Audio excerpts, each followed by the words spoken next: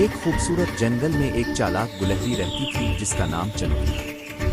وہ سارا دن درختوں پر چھلانگیں لگاتی، میوے جمع کرتی اور گانے گاتی۔ اسی جنگل میں ایک بڑا سا ریچھ بھی رہتا تھا، بھالو بابا۔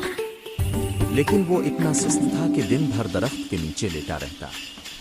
ایک دن بھالو بابا نے کہا، چنو، تم اتنی محنت کیوں کرتی ہو؟ جنگل میں تو سب کچھ مفت ہے۔ چنو ہنس کر بولی، محنت سے ہی زندگی میں مزہ ہے بھالو بابا۔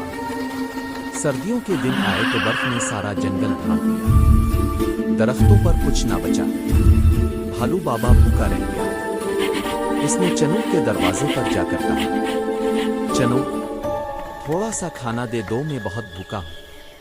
چنو نے مسکرا کر کہا، میں نے تمہیں پہلے کہا تھا نا، محنت کرنے والے کو ہمیشہ پھل ملتا ہے۔ لیکن تم میرے دوست ہو، آؤ ساتھ بیٹھ کر بادام اور خشک میوے کھاتے ہیں۔ بھالو بابا نے شرمندہ ہو کر وعدہ کیا کہ اگلی گرمیوں میں وہ بھی محنت کرے گا۔